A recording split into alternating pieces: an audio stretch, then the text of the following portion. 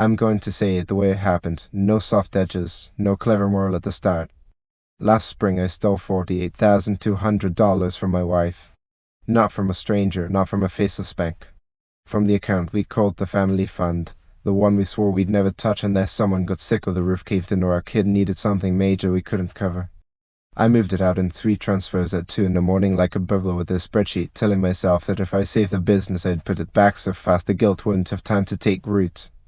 I'm 45 years old, and I built a company I believed in, payroll, vendors, a dozen people who trusted me, and I was losing it one bitter invoice at a time.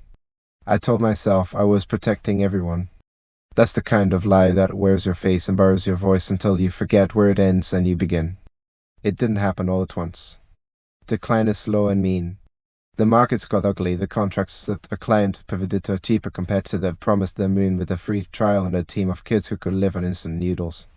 A bridge loan fell apart in due diligence because one line in our P/L spoke louder than my entire pitch.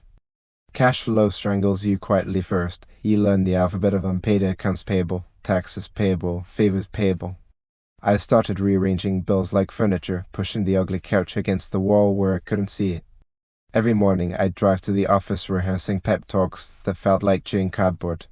Every night I'd lie beside my wife and pretend my chest wasn't a lapsed room full of smoke. We used to joke about the family fund, 3 years of living expenses if the world fell down. We'd built it together, her freelance checks and my bonuses, tax refunds, a small inheritance from my dad that I didn't deserve but took anyway because he'd wanted me to have what he couldn't hold on to. We called it grown-up insurance. And then I treated it like a fire extinguisher during a grease fire. I sprayed panic everywhere and only after the hiss Dad did I notice everything wet and slippery and worse. First transfer, payroll. I told myself it was mercy. I knew every spouse's name. I knew whose kid had asthma. I covered a Friday pay run with the kind of shaky relief that feels like a fix. The second transfer, a vendor who owed me over a barrel and knew it. I watched the money leave as if it could turn around and wave. The third transfer was the one that made it real, because I used it to wire a deposit to a new manufacturer after the old one cut our credit line to the bone. If I could place the order, I could ship the product. If I could ship the product, I could invoice. If I could invoice, maybe I could keep the lights on long enough for the big contract that was always any day now to land. That was my rosary. FFF. I didn't tell my wife. I rehearsed it 100 times, and then I swallowed it because saying it out loud would have made it true before I could fix it. Instead, I got good at acting busy. I left early and came home late. I started telling half-truths the way people talk in a storm, head down, one word at a time. She'd ask how the pitch went and I'd say, promising, which is just a euphemism for maybe they'll say no slower next time. She'd ask if we were okay and I'd say, I've got it, which really meant, if I stop moving I'll drown. I used to be a faithful man, not just in marriage, but to the person I told myself I was. Then I cheated with the one thing that ruins more families than any affair, secret money choices. The day it detonated was a Tuesday. It's always a Tuesday in my memory. Workdays have the same grey ceiling.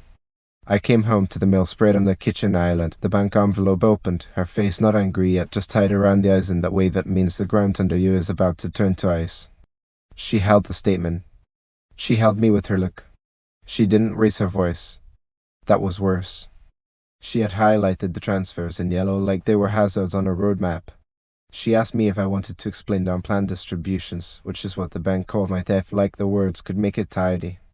I didn't confess. I doubled down on silence. I said something like we talk after dinner, and I tried to make pasta like boiling water could drown a lie. That's when she walked past me and opened my laptop, and the browser filled in our bank password all by itself like a little traitor. She started clicking, and the clicks were a metronome in my head. Then she did this thing I'll never forget. She laughed for once, just one sharp sound like a broken plate, and set the laptop down and asked me, without drama, if I had a girlfriend. The word she used wasn't girlfriend. It was colder. She listed the debits: a new hotel I'd stayed at during a conference, 2 dinners at places nicer than we usually do, and Uber at 1:14 a.m., a jewelry store authorization that was actually a vendor with the same name, Cosmic took a bar tab that was my team's after a pitch we lost.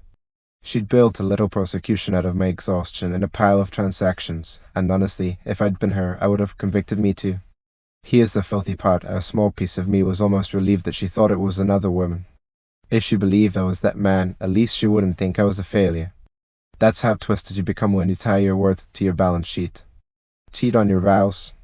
People can point and hiss and still move on with the story. Let your business die and your family's savings with it.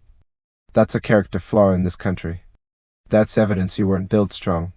So I let her believe it for 20 minutes. The worst 20 minutes of my marriage. She stood there in our kitchen, and the portrait of me in her head turned into someone else in slow motion, and I watched it happen and said nothing because I was so afraid of being small in her eyes that I made myself monstrous. I cracked. I told her. I said the line that's both confession and sales pitch. I did it to save us.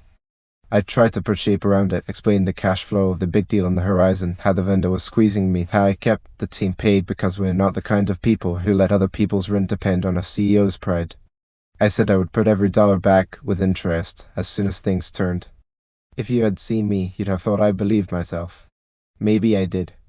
Maybe belief is just the last resource a drowning man spends. She didn't shout. She didn't say the names I deserved. She nodded once like a judge recording the plea. She said something like she can't live with someone who makes unilateral decisions about the future and calls it love afterward. And then she left. Not forever, not then, just to her mother's place to breathe.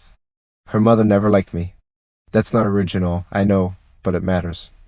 Some people hold grudges like porcelain that Maya dusted and displayed. My mother-in-law held grudges like tools. She believed in prenups even after the wedding, if you know what I mean. When my wife walked in with a suitcase, the story hardened into something I couldn't shape with my explanations. I texted. I called. I wrote an email so long it felt like I was trying to outsource from us to Microsoft. I promised to replace the money and then, when the business turned, to put more in. I promised transparency. I offered to put her on the business bank account to send daily reports, to sign anything that would make her feel safe. The only reply I got was a screenshot from her mom of her financial counselor's availability and a note that said, "We'll schedule when you're ready to be honest." I kept working. That's what men like me do when we've blown up the house. We pick up a hammer and start building somewhere else because swinging it keeps the noise in our head down. I laid off 2 people and hated myself. I told the team we were fine and watched 3 of them quietly update their LinkedIn. I rented out a corner of our office to a startup that never closed the bathroom door. I took a consulting gig at night that paid insultingly little and banked every check anyway. I made a list of every person who had ever said, "Keep me posted," and I posted like it was my religion. I slept on the couch except when I couldn't sleep at all and drove around the block until the engine heat felt like a heartbeat I could control. Somewhere in the wreckage a thing happened I didn't expect. The product we'd been trying to sell to mid-market clients turned out to be exactly what a much bigger company needed in a hurry. A competitor got acquired, there was chaos in their onboarding, and a CTO I'd been pestering for a year suddenly called because a friend of a friend said we were scrappy and desperate and would work for blood. He was right. We moved like people who'd been locked out of their own home and just found a window that wasn't latched. We rebuilt half the stack in 4 weeks. We shipped an integration that still makes me proud when I think about the code at 3 in the morning. And then the monthly checks started, and they were real, not promises. During those months, my wife stayed at her mom's. We exchanged necessary messages about our kids, about forms, about a dentist appointment, and the schedule for who picked up on Tuesdays. Every time I saw her, she was thinner in a way that looked like she was carrying less of us and more of herself. She wore this neutral expression that was worse than angry. It said, "You're processing out your paperwork." And then one day she said we should talk to lawyers. I could have fought. I could have begged. I could have dragged my heels the way people do when they haven't learned their lesson. Instead, I said okay. I said I understood. I said I'd sign anything fair. I was so tired of being the villain in my own house that I thought I could set us both free by agreeing to this story. Here's where you will decide whether you hate me or pity me. The company turned. Not like a miracle. Like a granddad finally paid down its interests. Revenue stabilized, then bumped, then doubled. We were in the black, and then we were in the glossy black you whisper about and pretend you're not. A smaller competitor wanted to merge. They had sales, we didn't. We had tech they couldn't build if you gave them 1,000 interns in 3 summers. An investor we'd courted when things were worse came back with terms that made my hands shake in a good way. We papered the deal. We closed. The number hit my account and made a noise I've only heard in movies. And then I looked at my life and remembered I had already signed the divorce settlement 2 weeks earlier. I'd signed it because it felt like the right punishment. I told my lawyer I didn't want to fight. California is community property, and we didn't have a fresh post-nap, and their family found I raided at a paper trail that made me look like a man who thought his spouse was the CFO of a dream he outgrew. So I made it simple. The house hers. The accounts split. The retirement split. The equity I had just repriced by bleeding on it for a year, valued at the number the investor set, divided by the formula I agreed to while I still thought success would be theoretical. I signed and felt noble for 5 minutes, then empty for 5 months. When the wire hit, the math got real. She got, well, you can guess. Everything is a dramatic word people throw around, but in practical terms, she got the life I thought I was buying for us when I stole the money. I know what you're thinking because I've read the comments on Stranger Stories. Play stupid games, win stupid prizes. You lied, so you deserve to lose. She left because you broke trust, not because you were broke. You're not wrong. But let me tell you a mean little truth that would fit neatly in a meme. We punish the wrong sin sometimes. I betrayed her by making a huge decision in secret. She assumed I betrayed her body, and the pain from that assumption burned hotter than the numbers. When I corrected the accusation, when I told her, no, I'm not sleeping with anyone, I'm just bleeding us for a dream, it didn't comfort her. It disgusted her. I had chosen my company over our contract as partners. That's how she put it later. I had an affair with my business. I prioritized its survival over her right to stand next to me and decide if we were the kind of family that gambles. That's an ugly sentence to hear, and uglier to realize is true. There's a photo on her Instagram. I know I shouldn't look, where she's toasting with her mother at a restaurant I used to think was too fancy for Tuesdays. The caption is something like "New Chapter." She's glowing in that way people do when they finally decided the story wasn't their fault. In the comments, her friends say they're proud of her. She deserves peace, they say. She does. I don't begrudge her the money. I'm the one who put the wheel in motion.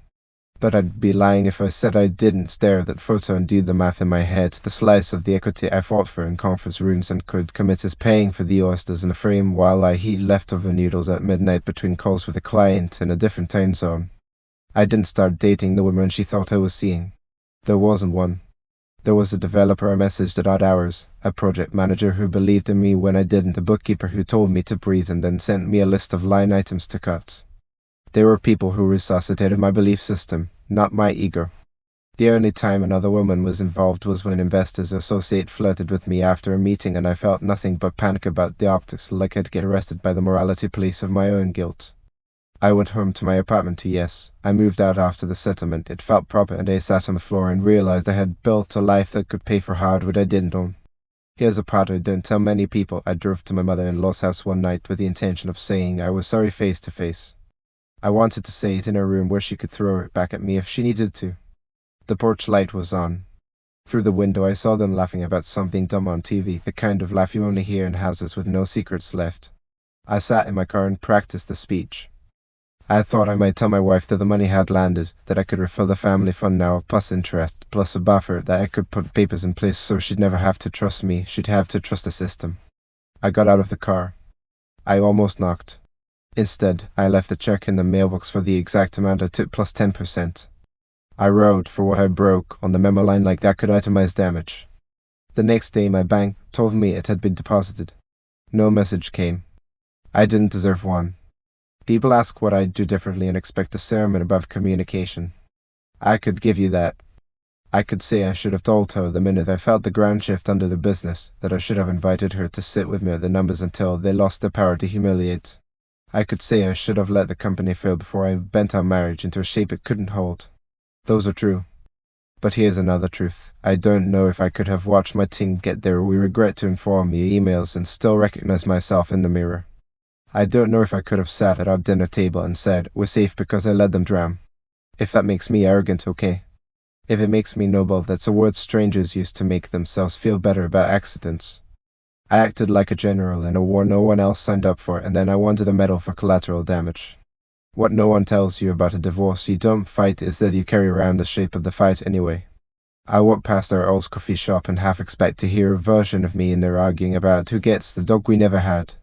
I load the dishwasher in this new place and rearrange the cups the way she liked them, and then endure because the ghosts don't pay rent. I look at my daughter's face when I drop her off and wonder which story of me sticks: the dad who goes to every game, or the man who taught her that love can be a spreadsheet with a red column. I want to tell her something honest when she's old enough. Maybe I'll say, I loved your mother and I loved my work and I handled the collision like a coward who thought he was brave. Both can be true. Both are. The business is doing well. That sentence owes the world 1,000 footnotes, most of them names of people who held me up without asking for my confession. We've got runway. We've got a roadmap that doesn't require me to sell organs. Sometimes I wake up with the quiet panic that success brings. What if I only know how to run on fear?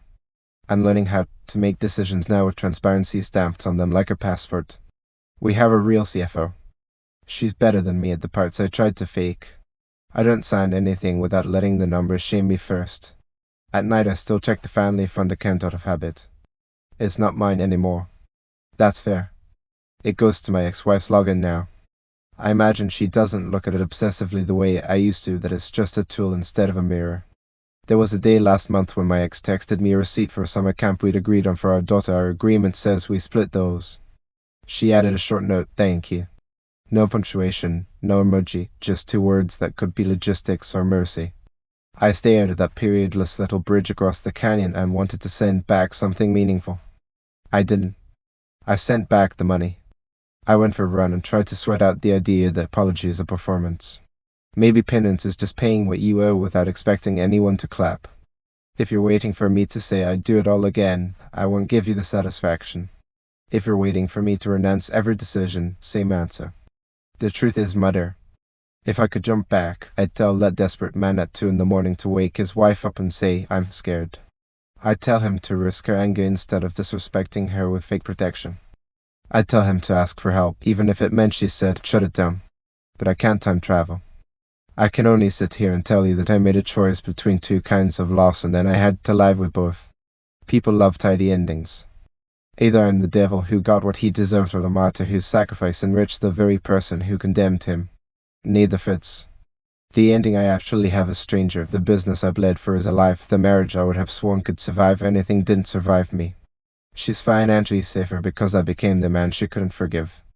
I live in an apartment with great lights and a thermostat as set as stubborn. Some nights I'd pour a drink and stand at the window and ask the empty street the question no court can rule on, is love measured by intention or by consent? If you do the wrong thing for the right reason without asking the person it affects, is that love at all, or just vanity wrapped in a uniform? You'll argue about me below this video. You should. Some of you will say I'm a thief who learned the word sacrifice late and wear it like cologne. Some of you will say she should have waited 3 more months that she cashed to check my blood wrote.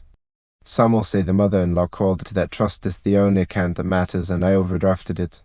Here's my last inconvenient thought, the one I turn over like a coin I can't spend. I made my ex-wife a rich woman by breaking her trust to protect her future. If that's not a sin, it's not a virtue either. It's a knot. I live with it. I run my fingers over it in the dark. So here's my ending, and it's the only honest one I've got. I didn't lose everything. I lost the right to say we. I won a business and forfeited a marriage, and the score feels stupid because life isn't a scoreboard until you make it one. If you want a verdict, I can't give it. I can only give you the facts and the shape they make when you look at them from my window. I stole from the family fund. She thought I spent it on a woman. I confessed too late and called it love. She left. The company turned. I signed. The money went where the paper said it should. Now, on good days, I'm proud of what I've built. On bad days, I count the cost and wonder if I'm the kind of man who uses the word to protect when he means control. If you want to call me a villain, fine. If you want to call me a fool, take a number. If you want me to say I'm both, I already have.